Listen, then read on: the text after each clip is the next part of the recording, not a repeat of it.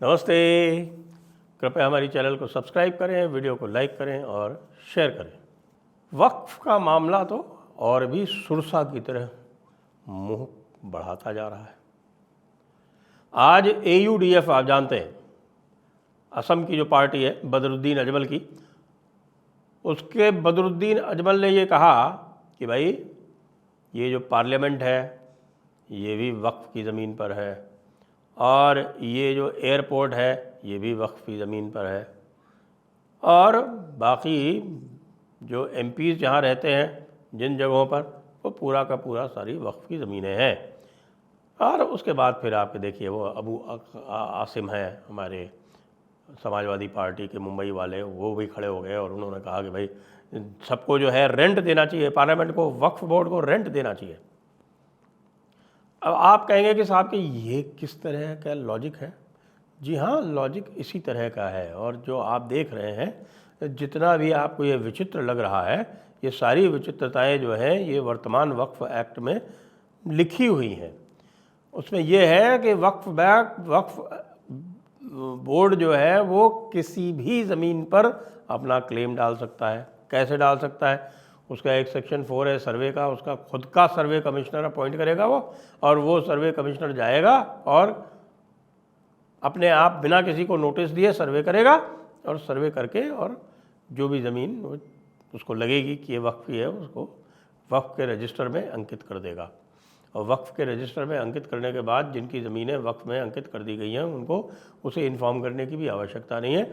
वो केवल जो लैंड रिकॉर्ड रखने वाला जो व्यक्ति है, यानी कि रजिस्ट्रार होता है, कई स्थानों पर कोई अर्बन बॉडीज़ होती हैं, उनको नोटिफाई कर देगा और उनको उसका जो क्लेम है वो एज इट इज़ दर्ज करना पड़ेगा।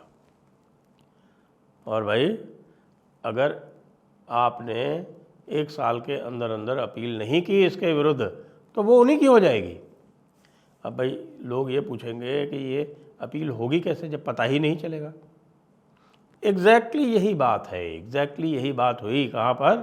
तिरुचेंतुराई नाम के एक गांव में तमिलनाडु में, जहाँ अचानक ये पता चला कि भाई सारा का सारा गांव जो है वो चला गया है वक्फ के अंदर, क्योंकि वक्फ ने वो ज़मीन अपने रजिस्टर में एंटर कर दी है। खुद ही सर्वे करके खुद ही एंटर कर लिए उन्होंने अपने रिकॉर्ड में। कैसे पता चला? कि एक व्यक्ति अपनी ज़मीन बेचने गया, तो जब ज़मीन बेचने गया तो नोट लगा हुआ था वहाँ। जो जमाबंदी होती है, यानी जो रिकॉर्ड ऑफ राइट्स होता है, उसमें नोट लगा हुआ था कि ज़मीन वक्फ की है, बेची नहीं जा सकती। तब उन्हें पता चला। खैर ये अलग बात है, क्योंकि तब तक हल्ला गुल्ला काफ़ी हो चुका था वक्फ के बारे में। तो वो डायरेक्ट जब हाई कोर्ट गए तो हाई कोर्ट ने डायरेक्ट उसकी कॉग्निजेंस ले ली और इस सारे बकवास मामले पर स्टे कर दिया। इसी तरह से आपको पता है पटना में हुआ। पटना में एक फतुआ नाम की एक तहसील है और उसका गोविंदपुर नाम का गांव है। वहाँ पूरी की पूरी ज़मीन वक्फ की हो गई, नोटिस लगा दिया वहाँ पर, और चुपचाप कब उन्होंने लैंड रिकॉर्ड में परिवर्तन करा लिया किसी को पता नहीं चला। और एक दिन जब हो गया पूरा लिमिटेशन का टाइम पूरा, तब जाके वहाँ पे बोर्ड लगा दिया कि ये ज़मीन वक्फ की है। अब ये जो पूरा लगातार ये सुरसा की तरह जो बढ़ता हुआ जो मुंह है, ये आता कहाँ से है? आपको पता है कि हमास और इजराइल का झगड़ा क्या है?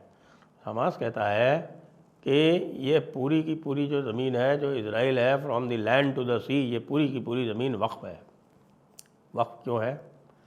इसका एक इस्लामिक सिद्धांत है। ये इस्लामिक थियोलॉजी में, यानी जो इनकी जो हमारे हनफी भाई लोग हैं, इनकी जो शरीयत है उस शरीयत में केवल 3 किताबें ही पर्याप्त नहीं है। जनरली ये माना जाता है कि कुरान, सीरत और हदीस, इन तीनों को मिला के, सीरत जो है वो सीरतुल नबी, वो प्रॉफिट की बायोग्राफी है, और हदीस आप जानते ही हैं जो सुन्नत जिसको बोलते हैं, और कुरान तो आपको पता ही है, कुरान मजीद। तो इन 3 को मिला के शरीयत होती है। लेकिन हमारे यहाँ जो है इज्तिमा जो करते हैं, इज्तिमा मतलब जो बड़ी गैदरिंग होती है उसमें जो कोई चीज़ सिद्धांत जो है प्रतिपादित किया जाता है तो वो भी शरीयत का पार्ट होता है। और क़यास, यानी जहाँ पर क्लैरिटी नहीं हो तो कुछ आलिम उलमा मिलके जो कुछ तय कर दें वो फाइनल होता है। तो इसमें ये सिद्धांत एक बना दिया गया है कि कोई भी ज़मीन जो इस्लाम के नीचे कभी भी रही हो, समझ रहे हैं ना आप, जहाँ कभी भी इस्लामिक रूल रहा हो, जैसे कि भारतवर्ष, जैसे कि वर्तमान जो इज़राइल है वो, क्योंकि ये आपको पता है कि ये खिलाफत उस्मानिया के नीचे भी थी, उसके पहले खिलाफत उमैया के भी नीचे थी, खिलाफत अब्बासी के भी नीचे रही है। इसलिए वो इज़राइल की ज़मीन जो है वो वक्फ़ है। और वक्फ़ आप जानते हैं किसकी होती है? वक्फ़ ज़मीन मतलब अल्लाह की ज़मीन। इसी तरह से पूरा का पूरा भारत जो है वो दारुल इस्लाम एक ज़माने में रहा हुआ है। तो दारुल इस्लाम जिसको कहते हैं उसको दारुल खिलाफा भी कहते हैं। तो एक बार कोई ज़मीन दारुल खिलाफा या दारुल इस्लाम रह गई तो वो हमेशा के लिए वक्फ हो जाती है। ये सिद्धांत, और ये सिद्धांत कहाँ से आता है? ये मैं कई बार आपको बता चुका हूँ। कुरान 7.128 पढ़ लें कि सारी ज़मीन अल्लाह की है। तो जो दूसरे लोग हैं वो तो ज़मीन के धारक हो ही नहीं सकते, उनको तो हमेशा ज़िम्मी ही रहना है, यानी सेकंड क्लास सिटीज़न ही रहना है। और वो उनका जो है हैसियत वो जजिया देने वाले की हो सकती है। ये इस्लामिक थियोलॉजी है। तभी आप कहते हैं ना कि भाई क्या फ़र्क पड़ता है, सेक्युलर हो जाइए। तो सेक्युलर कैसे हो सकते हैं आप? ऐसे लोगों के साथ सेक्युलर कैसे हो सकते हैं जिनका ये कहना है कि जो कुछ भी हक़ है दुनिया में, जो कुछ भी अधिकार है दुनिया में, वो केवल उन्हीं को है, उनके अलावा किसी को नहीं है। Master faith. और जिसको वो जैसे चाहेंगे उसको वो वैसे ट्रीट करेंगे, उसको वो या तो ग़ुलाम रखेंगे या फ्री करेंगे, ये सब उनकी स्वीट विल के ऊपर। तो जब इस प्रकार की थियोलॉजी है तभी उसी से प्रेरित होकर बदरुद्दीन अजमल ये कहता है कि ये सारी ज़मीन जो है ये दिल्ली की जितनी भी है ये सारी की सारी वक्फ़ की ज़मीन है। तो इसलिए ताजमहल भी वक्फ़ है, कुतुब मीनार भी वक्फ़ है, और जिन मंदिरों को तोड़ दिया गया औरंगज़ेब के द्वारा या उससे पहले किसी ने भी जिन मंदिरों को तोड़कर उस पर या तो एक बार भी अगर वहाँ पर नमाज़ पढ़ ली तो वो भी वक्फ़ है। सड़क पर नमाज़ पढ़ ली तो सड़क वक्फ़ है। अगर रेलवे स्टेशन पर मज़ार बना दी तो वो भी वक्फ़ हो गई। इससे कोई लेना देना नहीं कि ज़मीन ओरिजिनली किसी की थी या किसी ने उसको जो है वो डेडिकेट किया या चैरिटी में दिया या नहीं दिया, क्योंकि वक्फ़ बाई यूज़र जो है वो 1995 के वक्फ़ एक्ट में बना दिया गया था। यानी कोई स्थान जो है वो अगर वक्फ़ की तरह यूज़ कर लिया जाए कुछ समय तक तो वो वक्फ़ हो जाता है। इसीलिए आप देखते हैं कि जगह जगह पर कब्ज़ा किया जाता है, मज़ारें बनाई जाती हैं, वहाँ पर नमाज अदा की जाती है, सड़क घेर के नमाज अदा की जाती है। ये सब वक्फ़ बनाने के तरीक़े हैं। तो आज ये बातें हो रही थी भाई कि भाई ताजमहल भी वक्फ़ हो गया, जो आर्मी हेडक्वार्टर है पुंछ में और राजौरी में वो भी वक्फ़ हो गया। जहाँ कहीं भी आपको किसी को बेदखल करना है बस उसको वक्फ़ डिक्लेयर कर दीजिए। और जम्मू कश्मीर में तो आपको पता है वहाँ तो सरकारें भी चूँकि इस्लामी ही रही हैं सदैव भारत की स्वतंत्रता के बाद से, तो वहाँ तो ये और भी आसान है। अभी अभी जो इन्होंने रोशनी एक्ट जो लगाया था जम्मू और कश्मीर में, जहाँ पर किसी भी ज़मीन को कोई काबिज़ हो सकता था या फिर बकरवाल और गुजरों को कह दिया गया कि एक जगह वो चाहे प्राइवेट लैंड हो चाहे किसी की सरकारी लैंड हो, जहाँ पर बैठ गए वो हमेशा उन्हीं की हो गई। भी उसी वक्फ़ का ही एक वेरिएशन है। जैसे हम कहते हैं ना सबे भूमि गोपाल की, तो यहाँ है सबे भूमि अल्लाह की। और इस्लाम चूँकि बाकी सबको एक्सक्लूड करता है, ये ख़ास बात है। क्रिश्चियनिटी भी बाकी सबको एक्सक्लूड करती है, लेकिन क्रिश्चियनिटी ये बहुत डाइल्यूट हो गई है और उसमें बहुत सहिष्णुता आ गई है। तो ख़ास तौर से पश्चिमी देशों में तो अब चर्च का इन्फ्लुएंस बिल्कुल रहा ही नहीं है, चर्च को कोई सीरियसली ही नहीं लेता, और वो पूरी तरह से जो जिसको कहते हैं separation of state and church वो कंप्लीट है वहाँ पे।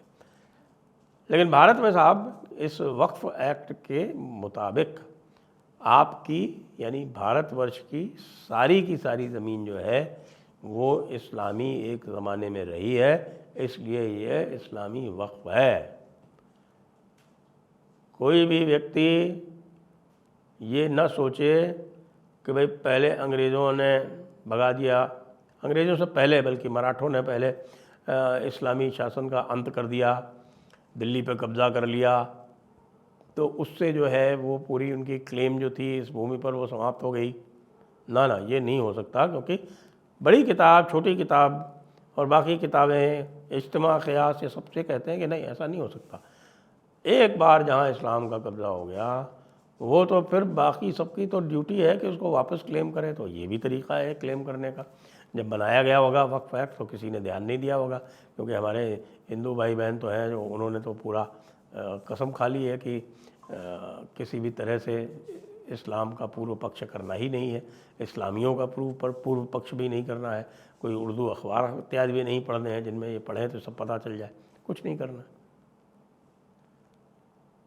तो अब आप सोच सकते हैं कि अगर इस वक्फ एक्ट को इसी सूरत में रहने दिया गया तो क्या होगा। इसीलिए जब विष्णु जैन और अश्विनी उपाध्याय ने वक्फ जेपीसी के सामने अपने प्रेजेंटेशन किए तो बाकी सब उससे पहले ही उठ के भाग लिए, क्योंकि उनको पता था कि उनके सामने तो वे सवाल भी नहीं पूछ पाएंगे ठीक से। आवश्यकता है कि भाई सारे लोग इसके प्रति जागरूक हों और लगातार दबाव बनाते रहें, लगातार इस बारे में बोलते रहें, लगातार जेपीसी का समर्थन करते रहें, लगातार सरकार का समर्थन करते रहें। नहीं तो ये ध्यान रखें कि इस्लामिक लॉ के अनुसार आप सबकी, हमारी सबकी जितनी भी ज़मीन है वो सब वक्फ प्रॉपर्टी है। आज बदरुद्दीन अजमल ने ये साफ साफ बता भी दिया है। जय हिंद, जय भारत, वंदे मातरम।